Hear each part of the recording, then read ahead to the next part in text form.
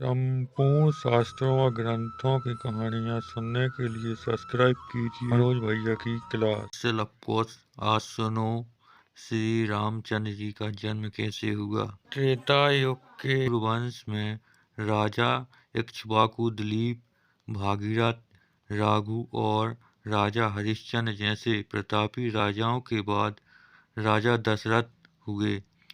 राजा दशरथ बड़े ही पराक्रमी और प्रतापी राजा थे। तीनों लोकों में उनकी कीर्ति विद्यमान थी। देवराज इंद्र उनके मित्र थे तथा उन्होंने देव और असुरों के संग्राम में देवराज इंद्र के साथ मिलकर युद्ध किया। राजा दशरथ का साम्राज्य दिन दुगनी रात चौगुनी उत्पन्न उन्नति पर था, लेकिन उन्हें केवल एक ही चिंता सताई जा रही थी कि उनके बाद उनके वंश का क्या होगा।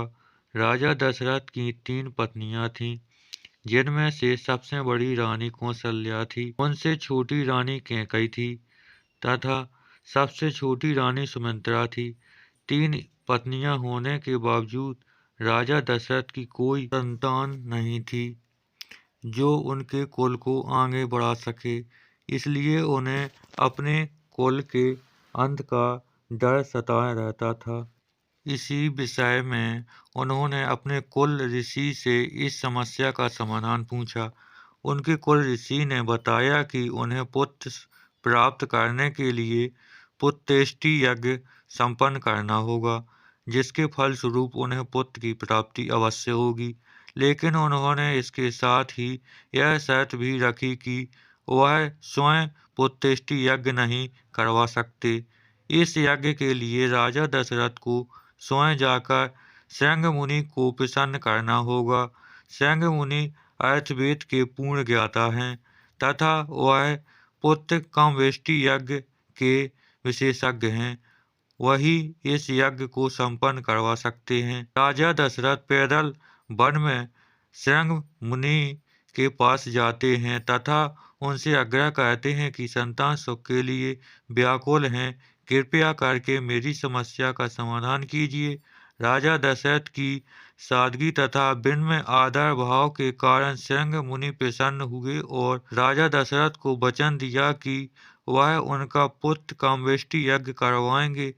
उसके पश्चात शुभ मुहूर्त देखकर उन्होंने दशरथ का पुत्र कामेष्टि यज्ञ संपन्न करवाया। यज्ञ संपन्न होने के बाद हवन कुंज में से अग्निदेव एक खीर का पात्र लेकर प्रकट हुए और राजा दशरथ से बोले, हे राजन, यह खीर ले जाओ और अब तीनों रानियों को बराबर बराबर करके खिला दो, तुम्हें संतान की प्राप्ति अवश्य होगी। फिर राजा दशरथ खीर का पात्र ले जाकर रानी कौसल्या तथा रानी कैकेयी को दे देते हैं।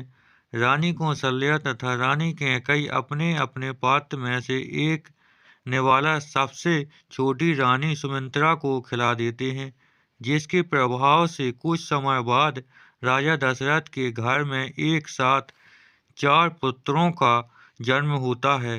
रानी कौसल्या सबसे बड़े पुत्र राम को जन्म देती है।